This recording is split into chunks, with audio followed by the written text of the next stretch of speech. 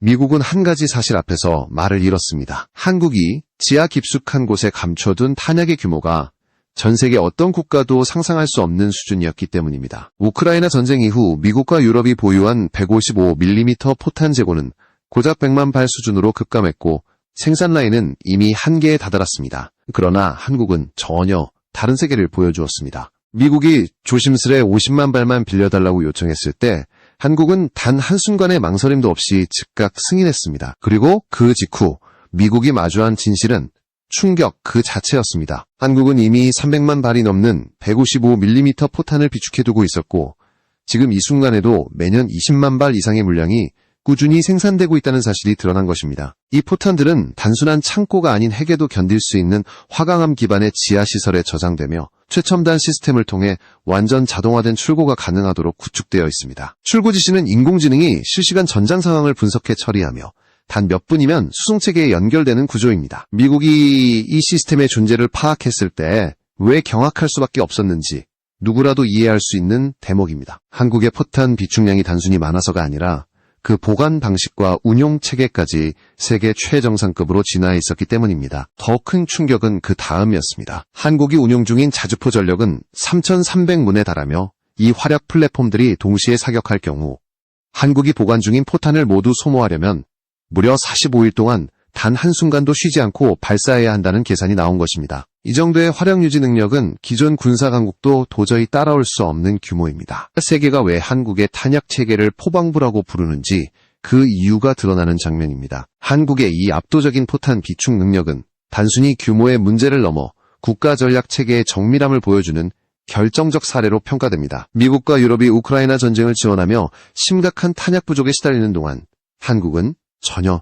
다른 길을 걸어왔습니다. 군수 생산 기반을 수십 년 동안 끊임없이 확장해왔고 심지어 일부 라인은 위기 상황에 대비해 상시 가동 상태를 유지하도록 설계되어 있습니다. 이처럼 안정적인 생산 능력 덕분에 한국은 국제 정세의 급변에도 영향을 받지 않고 필요한 물량을 지속적으로 유지할 수 있는 드문 국가로 자리 잡았습니다. 특히 미국이 한국의 포탄 지원에 충격을 받은 이유는 그저 물량 때문이 아니었습니다. 한국은 원래부터 탄약의 장기 비축 전략을 기반으로 국방 체계를 다져왔고 자주포 중심의 화력 교리를 발전시키면서 수요 예측과 생산량을 정확하게 조율해왔습니다. 이는 전 세계 어떤 국가도 따라할 수 없는 수준의 계획성과 생산 효율성 그리고 기술적 완성도를 필요로 하는 구조입니다. 실제로 한국이 보유한 생산 라인은 평시에 대량 생산이 가능하도록 자동화된 공정 비율이 높으며 포탄의 품질을 균일하게 유지하기 위한 검사 시스템도 세계적 수준입니다. 또한 이러한 탄약의 장기 비축은 단순한 방어 목적을 넘어서 국제안보 환경에서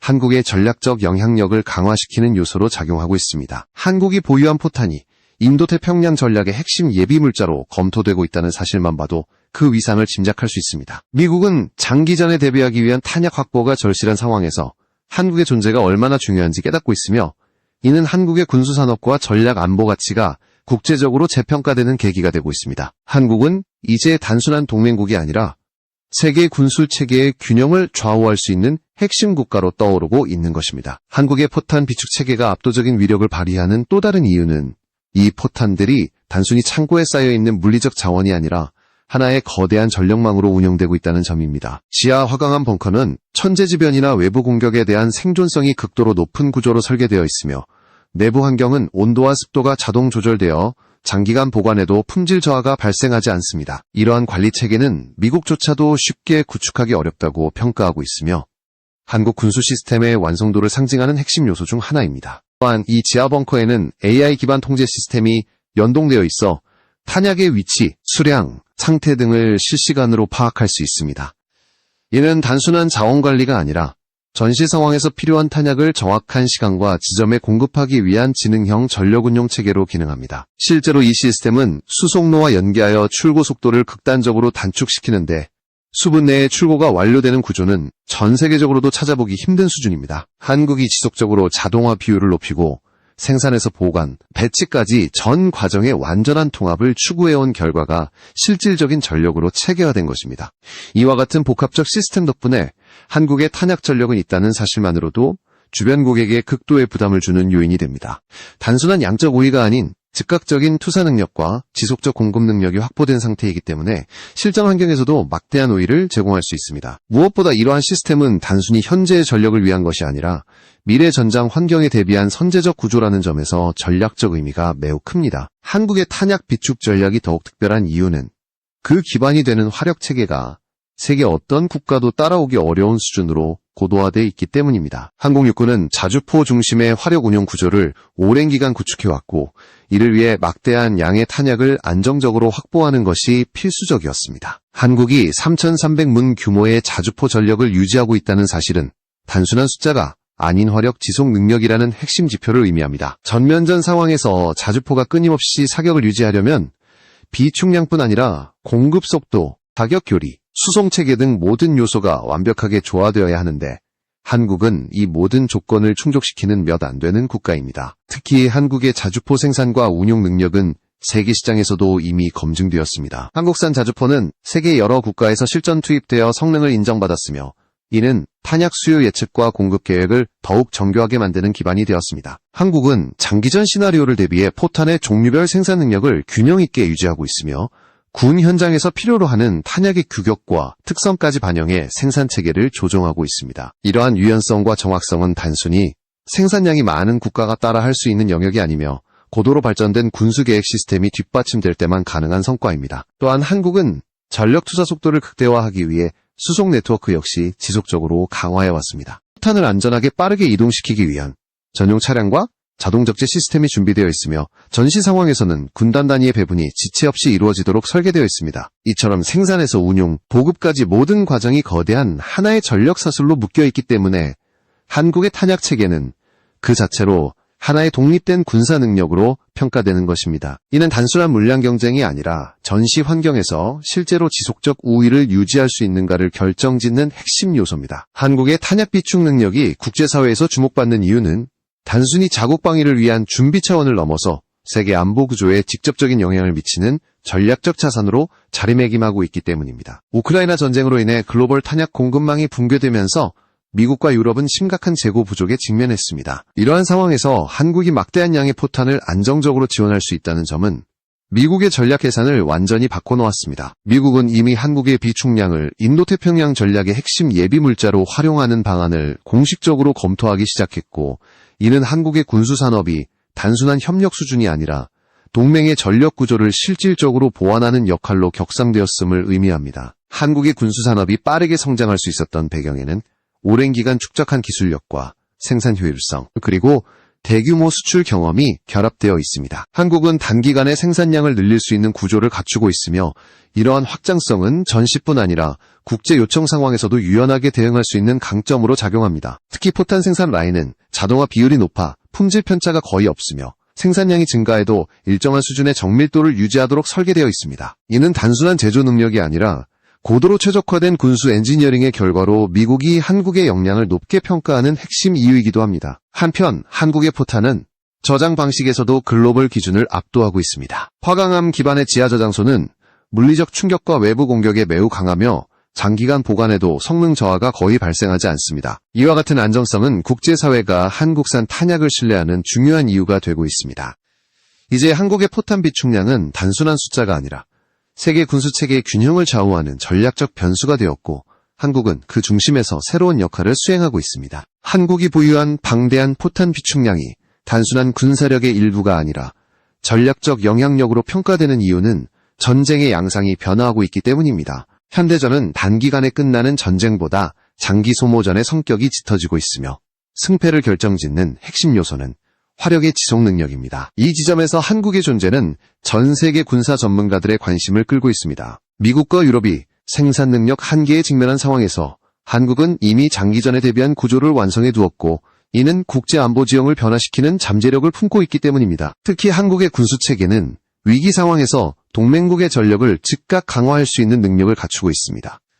한국이 미국의 요청에 50만 발을 단숨에 제공할 수 있었던 것은 우연이 아니라 치밀한 생산 구조와 안정적 비축 전략의 결과였습니다. 미국은 이를 계기로 한국을 단순한 탄약 공급국이 아닌 전력 유지의 핵심 파트너로 재평가하기 시작했으며 이는 인도태평양 지역에서 한국의 전략적 지위가 한층 강화되는 계기가 되었습니다. 앞으로도 미국의 대전략에서 한국의 군수 능력은 점점 더 비중 있는 역할을 맡을 것으로 전망됩니다. 한국 내부에서도 이러한 탄약 비축 체계는 국가 안보의 핵심 축으로 인식됩니다. 전시뿐 아니라 돌발적 분쟁이나 국제적 위기 상황에서도 즉각적인 대응이 가능하기 때문이며, 이는 한국이 군사적 자립성을 한층 공고히 하는 토대가 됩니다. 무엇보다 탄약 비축과 생산 체계가 안정적으로 유지된다는 사실은 주변국에게도 명확한 전략적 메시지를 전달합니다. 한국은 단순히 방어적인 능력을 갖춘 국가가 아니라 장기전에 대비한 완전한 전력 체계를 구축한 국가이며, 이는 동북아 지역의 세력 균형에도 깊은 영향을 미치는 요소입니다. 한국의 방대한 포탄 전력은 이제 세계가 예상하지 못했던